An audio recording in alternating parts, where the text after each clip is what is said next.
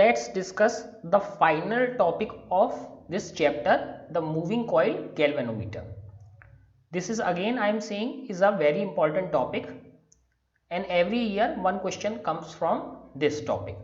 Current and voltages in circuits have been discussed extensively in chapter 3. So we have already discussed about current and voltages, but major question is how do we measure them? How can we measure this current and voltage? Now you can see we can use a meter or voltmeter to measure current and voltage, but how do we make voltmeter and a meter? Okay, so we have to look for a device which is called galvanometer, and we will convert this galvanometer into a meter and voltmeter. So let us see. The moving coil galvanometer is a device whose principle can be understood on the basis of our discussion. So we are discussing about a moving coil galvanometer. Let us first understand the figure. Once we understand this figure, that will help us understand the topic much better. So let us go to the figure. So what we have, first we have two permanent magnets. So first what we have, permanent magnets. This is producing south pole of the magnetic, and this magnet is producing north side of the magnet. So these are permanent magnets, and one special thing is that these are producing uniform radial magnetic field. So these are producing uniform radial magnetic field. So now what we have, so we know then when we put a rectangular loop in between the magnetic field, so what was happening, it will try to rotate when we pass a current through it to align it with the direction of this magnetic field. So if there is a current passing through this loop, it will try to rotate this current loop in the direction of the magnetic field. Same thing, what will happen if we take a circular loop? Same thing will happen with the circular loop. So let us take circular loop this time instead of a rectangular loop. So we have taken a circular loop. Again, now this circular loop will try to rotate. If we want to enhance the effect of this rotation, what will we do? We will increase the number of turns in this loop. We will increase the number of turns in this loop. So that will enhance the effect of magnetization or magnetic moment, because number of turns has been increased, so torque will also increase. That we will see just few minutes after that how this will increase. But till now we have a current loop where there are many turns, and within a fixed field, if there is some current going in this loop, this will try to rotate itself in the direction of the magnetic field. So same thing, so we have a magnet, permanent magnet, which is producing north side of the magnet, a permanent magnet which is producing south side of the magnet. Now here you can see there is a coil. So here you can see only front side of the coil, because coil is something like this. Okay, so back side of coil is not visible. So coil is there, and there are many turns in the coil, not one or two turns, but 100 or 500 turns. What is the specialty of this magnetic field? This is uniform and radial. We will just see in a minute that why it is radial.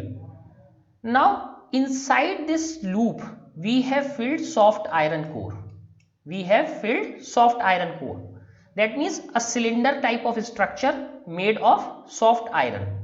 So let me put a soft iron structure inside this. This is the soft iron type of structure that I have put inside this. Why this is? This will increase the effect of magnetization. That we will learn in the next chapter, that how the iron will increase the effect of magnetization. But for now you just understand that this will increase the effect of magnetization. So we put this soft iron core. So this whole thing inside this current loop. So this is current loop, current loop is going round this magnetic material or soft iron core. Why we have filled with this? Only to increase the magnetic effects. So let us again see the whole construction. A permanent magnet with north side, a permanent magnet with south side, a coil, and inside a soft iron core. Inside a soft iron core. So this is the total structure.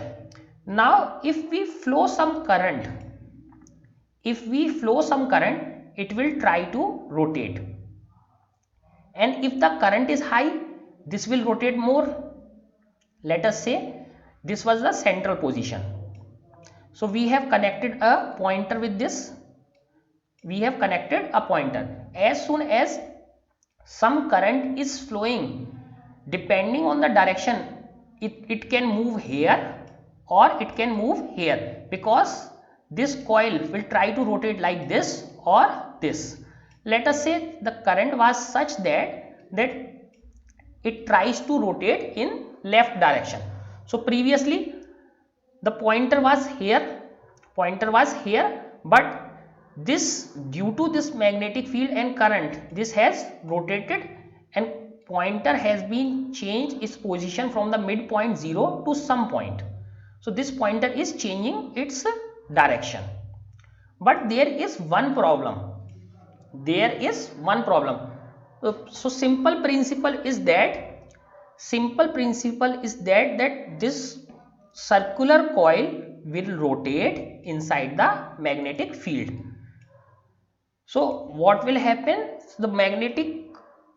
This coil will rotate more if the current is more. So if current is high, this will rotate more, hence we see more change. If current is high, we see more change from the central position. But there are few more things. The problem is that it will keep on rotating. Till the current is maintained. So it will not stop. It will immediately go here at the end. So to balance it, we put a spring here.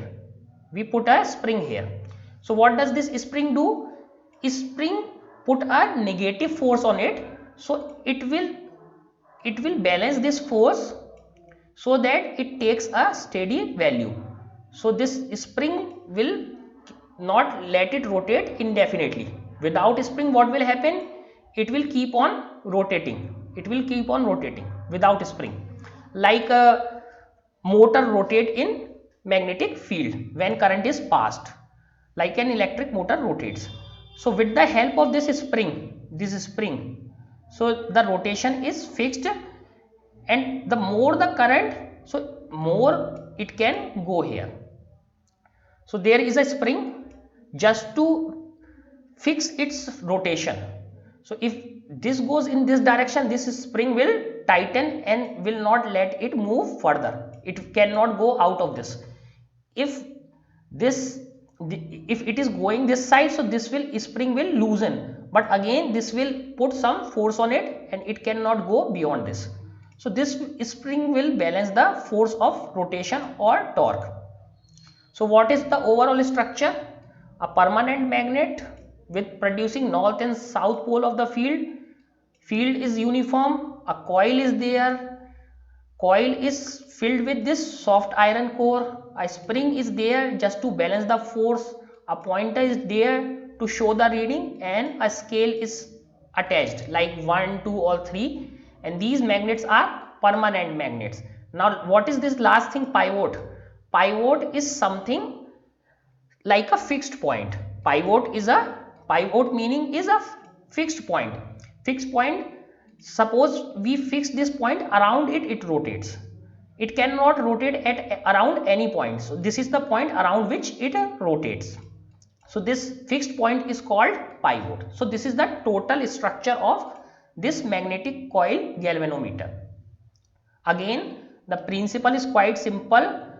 A coil rotates in the magnetic field when current is passed, and the pointer attached to it changes its position to this direction or this direction depending on the direction of the current.